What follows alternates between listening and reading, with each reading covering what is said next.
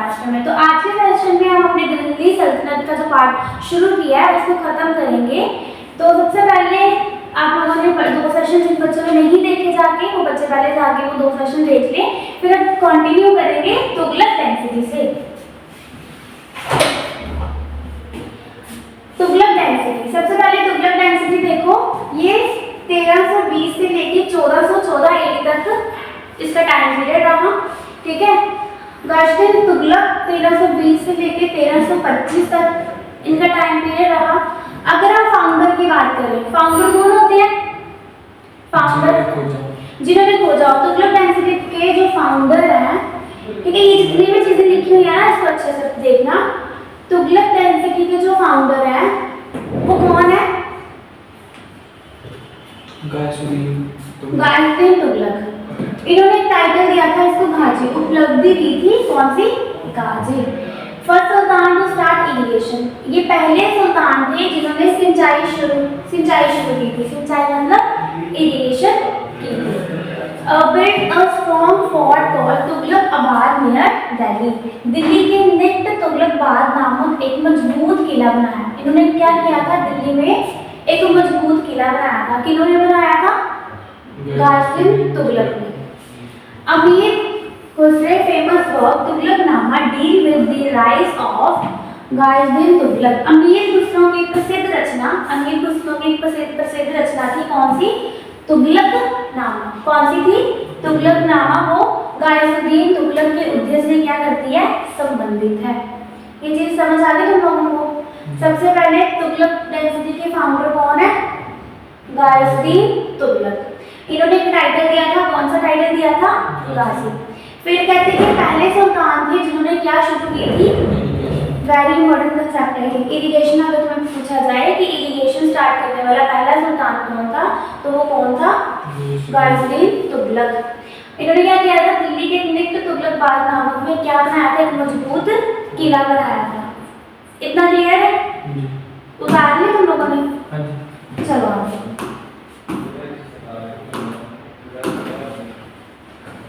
यहाँ से विजिबल होता है, वहाँ पे आ जाता है। नेक्स्ट है मोहम्मद बिन तुगलक। अब हमने किसके बारे में पढ़ना है? मोहम्मद बिन तुगलक। अगर हम मोहम्मद बिन तुगलक की बात करें तो इनका जो टाइम पीरियड रहेगा वो क्या रहेगा? 1325 से लेके 1351 तक। His region marks the zenith of the Delhi Sultanate but also saw the beginning of the disintegration. उनका क्षेत्र दिल्ली सल्तनत के चरमोत्कर्ष का प्रतीक है, लेकिन इसमें विघटन की शुरुआत हुई। देखिए किसकी शुरुआत देखी? विघटन की। He defeated Mongols. इन्होंने किसको हराया था? मंगोलों को। किनको हराया था? ये भी चीज याद रखना। इन्होंने किनको हराया था? मंगोल्स को। किन्होंने हराया था मंगोल्स को? मोहम्मद बिन तुगलक ने। Appointed official on the basis of merit in the Delhi Sultan. Delhi सल्तनत में योग्यता के आधार पर नियुक्त अधिकारी। अब देखो किसी भी अधिकारी को जब आप नियुक्त करते हो तो किस बिहाफ पे नियुक्त करते हो? मेरिट के बेस पे, या मतलब कि उसकी योग्यता के बिहाफ पे, है ना, कि इंसान में कितनी कैपेबिलिटी है, योग्यता है। Advance secular policies apply justice to ulema. धर्मनिरपेक्ष नीतियों की आगे बढ़ाया और उलेमा को न्याय दिया। उलेमा क्या था? उलेमा वो कम्युनिटी थी जो किससे बिलोंग करती थी? जो सिर्फ धर्म, जितना भी धर्म था ना वहाँ पे बस उन पे वो करती थी। कौन करती थी? उलेमा। पर धीरे धीरे इन्होंने क्या कर दिया? धीरे धीरे इन्होंने राजनीति जो एडमिनिस्ट्रेशन था उसमें भी घुसना शुरू कर दिया। इनका काम ये था कि सिर्फ धर्म के रिलेटेड ही ये काम करेंगे, पर धर्म को कर ही रहे थे, उसके अलावा इन्होंने एडमिनिस्ट्रेशन में भी भाग लेना शुरू कर दिया। क्लियर है यहाँ तक?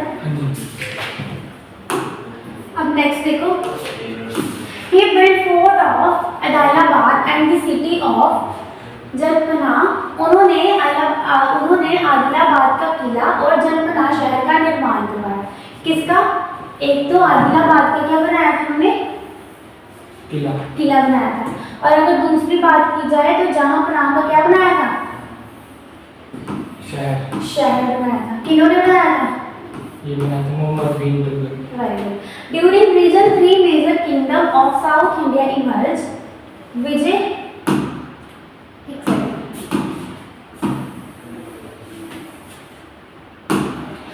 during region three major kingdom of South India emerged, Vijayanagar, Bhavani and Madurai.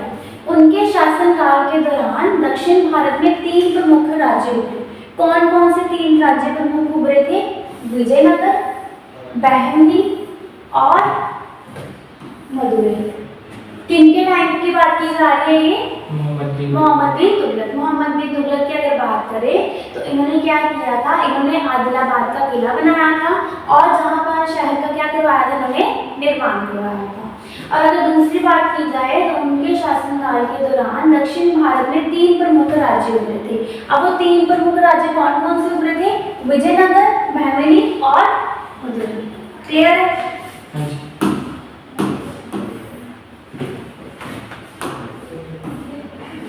अब हम पढ़ेंगे मोहम्मद तुगलक एक्सपेरिमेंट। भाई ये एक ऐसा इंसान था जिन्होंने एक्सपेरिमेंट किए थे। अब कौन से एक्सपेरिमेंट किए होंगे इन्होंने? अब साइंटिस्ट वाले एक्सपेरिमेंट नहीं किए, इन्होंने एक्सपेरिमेंट किए थे। अब किस तरीके के एक्सपेरिमेंट किए थे वो पढ़ेंगे। सबसे पहले transfer capital from Delhi to Delhi सल्तनत टू देवगिरी दौलताबाद। इन्होंने क्या किया था? जो हमारी दिल्ली कैपिटल थी ना, उसको उन्होंने कहाँ शिफ्ट कर दिया था? दौलताबाद में। कहाँ शिफ्ट कर दिया था? Shifted back after 2 year. 2 साल के बाद इन्होंने दोबारा क्या किया? जहाँ अपनी कैपिटल को शिफ्ट किया था ना, वहीं से उठा के कैपिटल कहाँ ले आए थे? दोबारा दिल्ली में। क्यों लेके आए थे? लैक ऑफ वाटर सप्लाई, क्योंकि वहाँ पे पानी की बहुत ज़्यादा क्या थी? कमी थी। बहुत ज़्यादा पानी की कमी होने के कारण इन्होंने क्या किया था कि जो शिफ्ट की थी अपने कैपिटल कहाँ पे की थी शिफ्ट इन्होंने? दौलतगढ़ में। वहाँ से क्या की थी उन्होंने? दोबारा कहाँ पे शिफ्ट कर दी थी? दिल्ली में। क्लियर है? क्यों की थी? क्योंकि लैक ऑफ वाटर सप्लाई, वहाँ पे पानी की क्या थी? कमी थी। इतना क्लियर है? अब देखो, जब कैपिटल एक जगह से दूसरी जगह शिफ्ट की तो बहुत सारे पैसे जो है, बहुत सारी इकोनॉमी क्या हुई वहाँ पे? बहुत सारे पैसे क्या हुए? जब उन्होंने दिल्ली से अपनी जो क्या कहते हैं वो है कैपिटल है वो यहाँ पे शिफ्ट की तो बहुत सारे पैसे क्या होंगे? वेस्ट होंगे। पैसे तो लगाए। अब देखो, कोई भी इंसान जब पैसे लगाता है तो वो ये प्रॉफिट समझ के लगाता है ना। पर जब उसने वापस उसको शिफ्ट कर दिया तो बहुत सारे पैसे में क्या हो गया था? नुकसान हो गया था। और सीधा कहाँ पे फर्क पड़ा था? देश की अर्थव्यवस्था पे, देश की इकोनॉमी पे। क्लियर है? नेक्स्ट देखो, token currency issued bronze coin at par with the value of the silver ton coins in the Delhi Sultanate. He had also introduced the copper currency system later with blue bond. अब क्या कहा गया इसमें?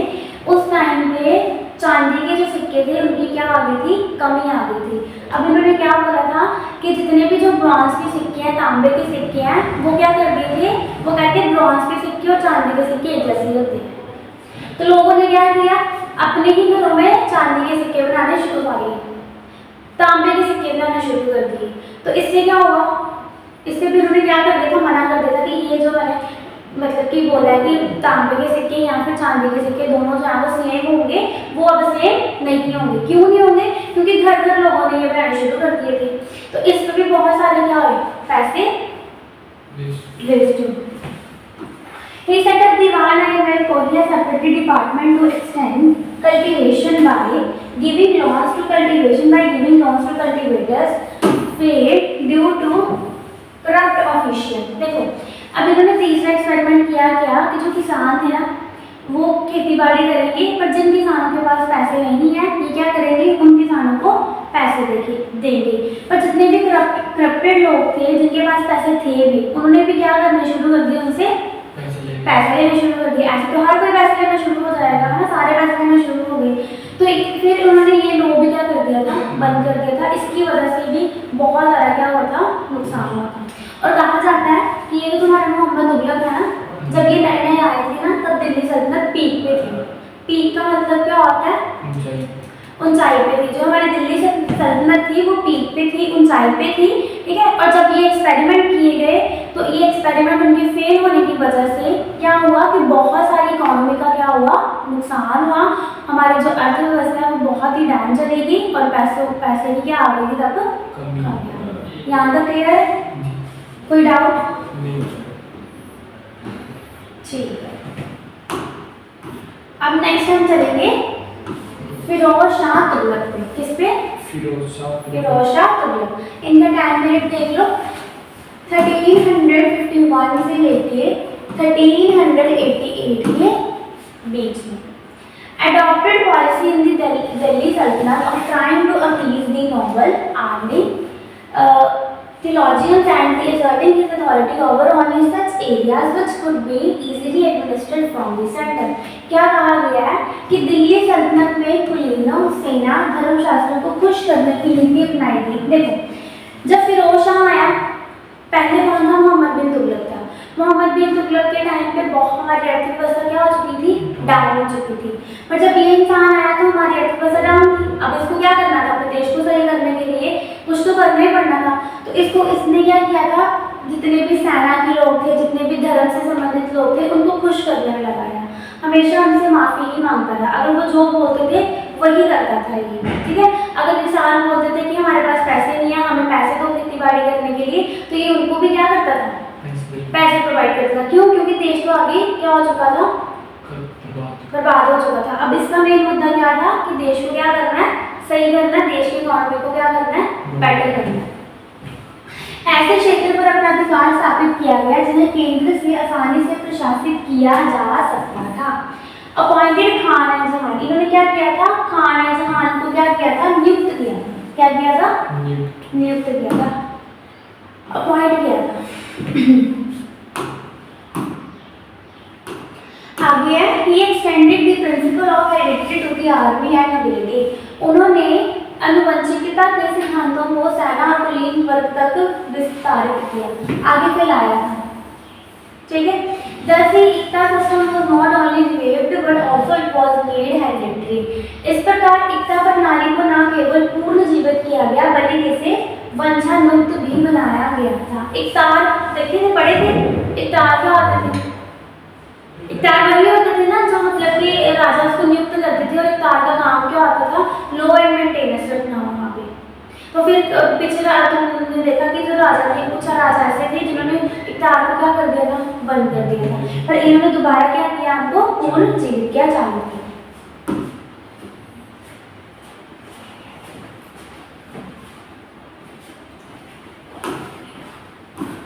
अब next है आपके खिजर खान, ठीक है। Before this departure from India, तब an important Khizr Khan as the government of Multan. Bharat में प्रस्थान करने से पहले तैमूर ने खिजर खान को मुल्तान का शासक नियुक्त कर दिया था। लाइन क्या बोली गई है कि भारत में प्रस्थान करने से पहले ही, अभी वो भारत में पहुंचा नहीं था, उसने पहले ही क्या किया? तैमूर ने क्या किया? तैमूर ने खिजर खान को, जो तैमूर पड़ा ना छवि, उसने क्या किया था? खिजर खान को पहले ही नियुक्त कर दिया था कि वो क्या बनेगा? मुल्तान का क्या बनेगा? शासक बनेगा। ये किसने किया था? ये तैमूर ने किया था। किसको? खिजर खान को, कि खिजर खान क्या बनेगा? मुल्तान का शासक। He captured the Delhi Sultanate and founded the Sayyid dynasty in 1440। उन्होंने दिल्ली सल्तनत पर कब्जा कर लिया और 1414 ईस्वी में सैयद वंश की स्थापना की। इन्होंने क्या किया था? दिल्ली सल्तनत पे क्या कर लिया था? कब्जा कर लिया था। किसने कब्जा कर लिया था? खिजर खान। और क्या किया था? 1414 ईस्वी में सैयद वंश की क्या कर दी थी? दोबारा से स्थापना कर दी। अब हम पढ़ेंगे लोधी डेंसिटी। क्या पढ़ेंगे? Lodhi density was an Afghan density. सबसे पहले लोधी वंश एक अफगान राजवंश है, राजवंश था। लोधी खान क्या था? एक अफगान राजवंश था। याद रखना इम्पोर्टेंट है कि लोधी खान क्या था? एक अफगान राजवंश। नेक्स्ट है, it was the fifth and final density. तुमने कितनी डेंसिटी पढ़ी टोटल? 5। उन पांचों डेंसिटी का सीक्वेंस पता होना चाहिए कि वो पांचों डेंसिटी कौन थी। क्लियर है? कई बार सीक्वेंस भी पूछ लेते हैं हमें। तो अगर बात की जाए तो लोधी डेंसिटी सबसे क्या थी? फिफ्थ और फाइनल डेंसिटी थी। किसकी? दिल्ली सल्तनत की। दिल्ली सल्तनत की अगर बात की जाए तो दिल्ली सल्तनत की जो टोटल डेंसिटी थी वो कितनी थी? 5। और अगर बात की जाए लोधी डेंसिटी की तो वो सबसे फिफ्थ और सबसे क्या थी? Final. And was founded by Bahlul Khan Lodi. इसको किसने फाउंड किया था? बहलोल खान लोधी ने। Sikandar Lodi succeed him. सिकंदर लोधी उसके बाद शासक बना। देखो अब लोधी डेंसिटी में लोधी डेंसिटी को किसने वो किया, किसकी स्थापना की थी? लोधी डेंसिटी की स्थापना करने वाला कौन था? बहलोल खान लोधी। कौन था? बहलोल खान लोधी। पर सिकंदर लोधी, अब इसके बाद जो आने वाला शासक आने वाला जो रहा वो कौन था? सिकंदर लोधी। इसके बाद जो राज करेगा वो कौन करेगा? सिकंदर खान। ठीक है, तो ये था आज का आपके सेशन का लास्ट टॉपिक। अब हम करेंगे नए टॉपिक के साथ। उम्मीद करती हूँ जितना आपको करवाया वो आपको अच्छे से समझ आया होगा। और अगर आपको अच्छे से समझ आया होगा तो वीडियो को लाइक करें, शेयर करें, कमेंट करें। Thank you.